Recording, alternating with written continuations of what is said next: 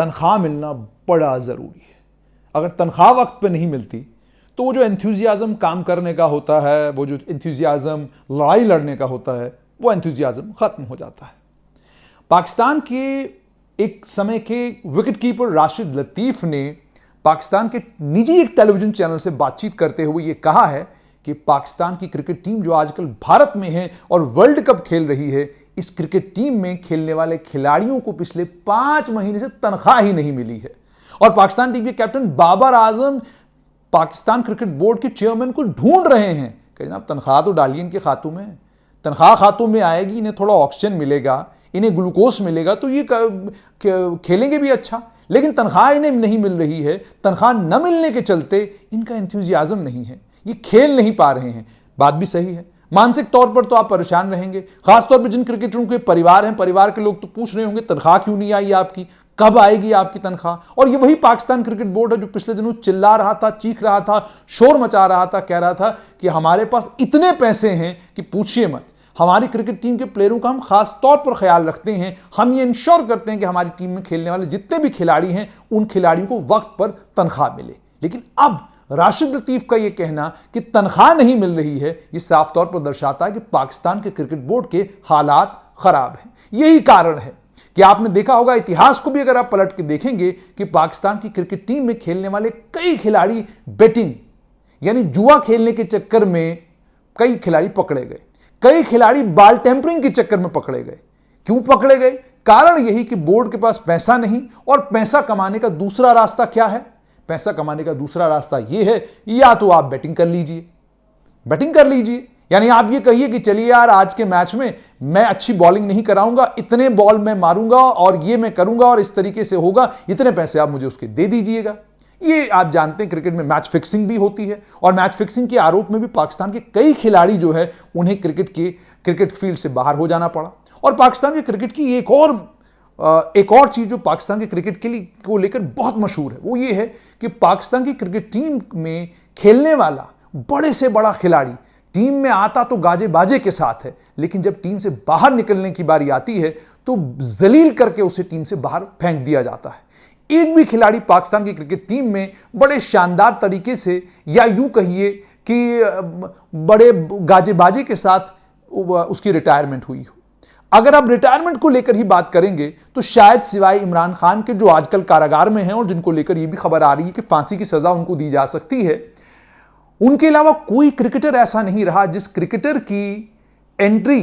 तो बड़े शानदार तरीके से हुई लेकिन एग्जिट बड़ी जलालत के साथ हुई। कई सारे नाम लिए जा सकते हैं, जावेद मियांदाद एक बड़ा नाम, आए गाजे बाजे के साथ, गए तो इस तरीके से जलील करके टीम से निकाले गए कि आज भी अगर आप कहीं पढ़ेंगे तो आपको पता चलेगा कि टीम में सर्वश्रेष्ठ बल्लेबाज होने के बावजूद उनके साथ पाकिस्तान के क्रिकेट बोर्ड ने क्या किया, वसीम अकरम के साथ क्या किया, वकार यूनुस के साथ क्या किया, मोइन खान के साथ क्या किया। कई और पाकिस्तान क्रिकेट टीम के खिलाड़ी हैं जिन खिलाड़ियों ने पाकिस्तान की क्रिकेट के लिए जबरदस्त कंट्रीब्यूट किया, लेकिन जब रिटायरमेंट की बारी आई तो धक्के मारकर उनको टीम से बाहर कर दिया गया। अब कंपैरेटिव एनालिसिस कीजिए, वो खिलाड़ी जिन खिलाड़ियों ने भारत का नाम रोशन किया अंतर्राष्ट्रीय लेवल पर, जब तक भारत की क्रिकेट टीम में थे तो टीम की शान थे, फख्र थे, और जब टीम से बाहर गए तो भी गाजे बाजे के साथ गए। मोहम्मद अजहरुद्दीन की बात करूंगा मैं, भारतीय टीम के कप्तान भी रहे और जितनी देर तक क्रिकेट खेला शान शौकत के साथ खेला,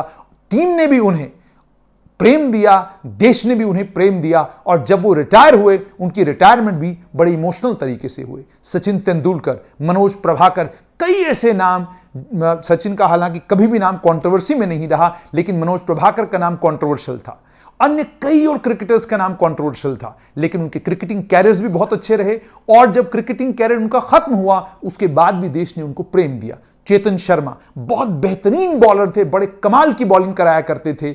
एक ओवर उनसे गलत हुआ, उस एक गलती उनसे हुई, वो एक गेंद ने उनका पूरा अंतरराष्ट्रीय जितना उनका कैरियर था वो पलट दिया, मगर उसके बावजूद देश ने उनको प्रेम दिया, और सिर्फ प्रेम ही नहीं दिया बल्कि चेतन शर्मा आज भी आपको या तो कमेंट्री बॉक्स में मिलेंगे या किसी और जगह मिलेंगे। अतुल बिदादे थोड़ी देर के लिए खेले लेकिन आज भी इंपॉर्टेंट आदमी हैं। उसके अलावा कई और नाम हैं, वी लक्ष्मण हैं, कई और नाम मैं ले सकता हूं जिन लोगों ने क्रिकेटिंग कैरियर में इतना बढ़िया नहीं किया, लेकिन उसके बावजूद देश ने उनको प्रेम भी दिया, इज्जत भी दिया, मान भी दिया, सम्मान भी दिया। लेकिन बगल वाला देश जो 1947 में हम ही से कटकर अलग होकर बना, उस देश का इतिहास प्रधानमंत्रियों से लेकर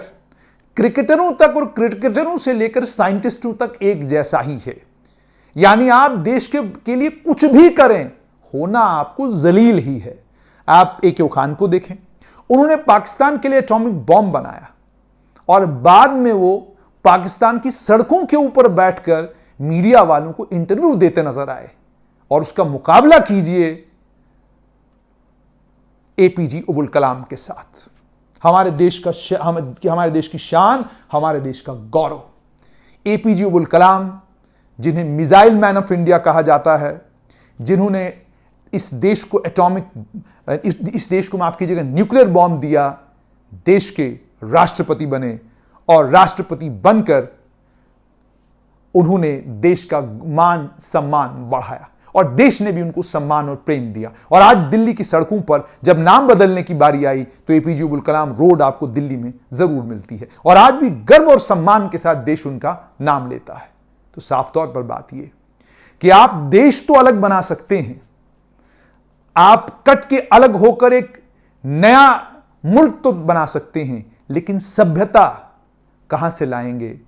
आप अपने अंदर वो शालीनता कहां से लाएंगे? और आप अपने अंदर वो भारत कहां से लाएंगे जो भारत अपने सपूतों को और खासतौर पर वो जो इस देश के लिए कुछ कर गुजरते हैं, जो मान और सम्मान ये देश देता है, वो मान और सम्मान कोई और दूसरा देश किसी को दे उसकी आप कल्पना भी नहीं कर सकते। अब हमारी टीम के क्रिकेटर्स की बात कीजिए, एक तरफ फिल्म इंडस्ट्री का एक सबसे बड़ा नाम खड़ा हो जाए और दूसरी तरफ विराट कोहली खड़ा हो जाए, आप खुद जानते हैं कि वहां क्या होगा। तो ये प्रेम और ये प्यार और ये जो मान सम्मान देश देता है, ये साफ तौर पर दर्शाता है कि ये हम इसलिए नहीं देते क्योंकि ये हमारे क्रिकेटर हैं, ये हमारे खिलाड़ी हैं, ये हमारी सभ्यता का हिस्सा है। इसीलिए पाकिस्तान के क्रिकेटर तनख्वाह ढूंढ रहे हैं और हमारे वाले कह रहे हैं कि खर्च कहां करें।